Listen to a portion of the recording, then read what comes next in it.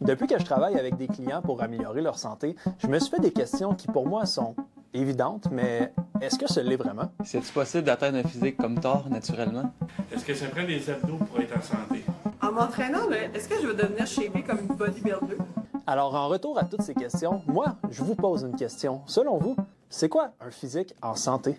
Avec la très forte présence des réseaux sociaux dans notre quotidien, on voit vraiment plein de choses sur Internet, que ce soit Facebook, Instagram, TikTok, ça nous suit partout. Dès que vous allez taper un mot sur Internet qui est directement relié à la santé, que ce soit entraînement, gym, musculation ou tout autre mot connexe, tout ce qui va passer sur vos fils d'actualité par la suite, ça va être des exemples comme The Rock Johnson avec un physique énorme, musculé et sec à l'année. Chaque fois qu'il y a un gros film qui sort comme Wolverine avec Hugh Jackman, vous allez voir un Wolverine avec des muscles énormes puis des veines qui veulent exploser. Évidemment, il faut qu'il soit gros, c'est un super-héros. Mais c'est pas tout, vous allez regarder une simple série comme Reacher, dans laquelle Alan Ritchson est un ancien militaire, pas super-héros, mais pour représenter sa force et son intelligence, il faut qu'il y ait un physique qui est gigantesque. Mais ces physiques-là, c'est tout le monde qui les voit passer, que ce soit vos jeunes de 5 ans qui sont sur votre téléphone, ou votre grand-mère de 70 ans sur son canapé avec son iPad. Puis ce qui se passe, à force de voir ces physiques-là, ces types de physiques deviennent des références. Mais on va faire un petit comeback dans le passé. Revenons au début des années 2000.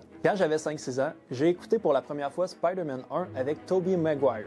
Au début, Tobey Maguire, c'est un petit étudiant maigre qui se distingue pas vraiment des autres. Puis, le lendemain matin, en 24 heures après s'être fait piquer par un araignée, on voit qu'il développe un physique musculé, puis dès là, je me disais « Wow, quel physique! » Mais voici Spider-Man de 2001 et Wolverine de 2024. Sinon, prenons exemple de Vin Diesel, la vedette de Fast and Furious. On se disait tout de suite « Wow, le gars, il est balèze, il a des muscles, il est musculé, mais est-ce qu'il est sec? Est-ce qu'on y voit les veines? Est-ce que c'est le plus gros? » Pas nécessairement. Mais pour ces années-là, c'était un physique qui était déjà très impressionnant.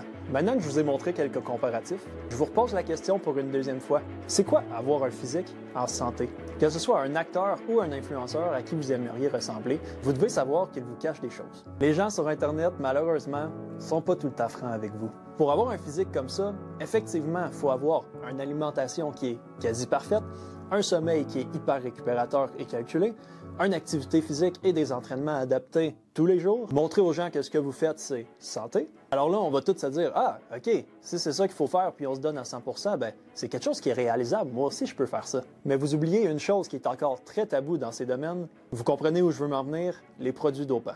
Les gens qu'on prend comme référence vous cachent beaucoup d'effets secondaires en arrière. Chez les hommes, on peut détailler parmi ceux-ci l'augmentation du volume des seins, l'atrophie des testicules, une impuissance, l'hypertrophie de la prostate et la diminution de la production de spermatozoïdes. Chez la femme, on peut remarquer une augmentation de la pilosité faciale, une hypertrophie du clitoris, une diminution du volume des seins, une calvitie et même un changement de voix pour une voix qui est beaucoup plus grave. Puis il y a plein d'autres effets qu'on va retrouver dans les deux sexes, comme des tremblements, de l'acné, une déficience du système immunitaire, de l'hypertension artérielle et j'en saute des dizaines. On parle beaucoup d'effets physiques, mais il faut aussi prendre en considération qu'il y a beaucoup d'effets psychologiques qui peuvent être ressentis. Parmi ceux-ci, on compte de l'agressivité, des hallucinations, des troubles de sommeil, de la paranoïa et même des risques accrus de faire une dépression. Maintenant, je vous la repose une troisième fois. C'est quoi, selon vous, avoir un physique en santé? Pour avoir un corps en santé, il y a deux critères qu'il faut regarder. On va regarder, bien évidemment, comme on en parle du début, de la masse musculaire, mais là, je ne parle pas d'une masse musculaire énorme et irréalisable. Je parle d'une masse musculaire de quelqu'un qui va s'entraîner, qui va bouger et qui va faire attention à sa santé dans son quotidien. Mais on parle aussi de pourcentage de matière grasse. Pour un pourcentage de matière grasse santé, on parle un 15 à 25 %.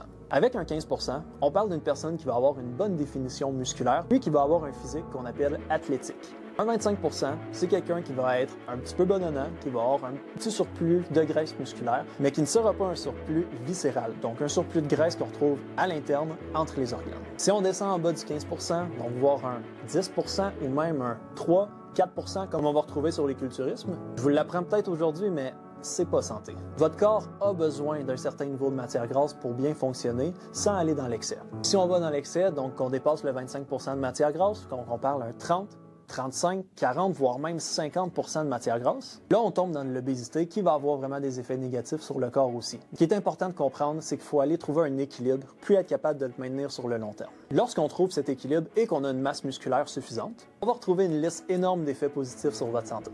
Parmi ceux-ci, on va retrouver une diminution des risques de blessures, une amélioration de la posture, une augmentation de votre énergie, une bonification de vos performances sportives, l'amélioration de l'estime en soi, une meilleure santé cardiaque, une meilleure santé respiratoire, un meilleur sommeil, une meilleure digestion, et la liste est encore très longue. Chez Immersion Santé, c'est ce qu'on veut faire comprendre aux clients. L'aspect physique, c'est pas censé être votre seule priorité. Avant tout, on veut travailler sur trouver un équilibre qui vous convient et que vous allez aimer, vous donner toutes les pistes de solutions pour vous rendre le plus en santé possible, et ce, dans une constance que vous allez être capable de garder sur du long terme. En plus, notre but, c'est de vous apprendre des choses. On veut que vous ressortiez d'ici avec des nouvelles connaissances puis que vous soyez capable de faire des choix par vous-même. Et si vous désirez tout de suite entamer le processus, n'hésitez pas à aimer la vidéo, commenter, partager et ça me fera plaisir d'en sortir plein d'autres pour vous donner des conseils. Donc pour pas manquer les prochaines vidéos, abonne-toi! Je voulais faire cette vidéo-là pour permettre aux gens d'avoir une prise de conscience sur la santé. Avec tout ce que je vois sur Internet, avec les clients que je vois tous les jours, je vois de plus en plus des questionnements qui ne devraient même pas être là. Les réseaux sociaux et les films sont en train de, peu à peu, changer la mentalité des gens et leur faire croire à des choses qui ne sont pas réelles. Donc, je vous la repose pour une 4e fois. Selon vous, c'est quoi avoir un physique en santé?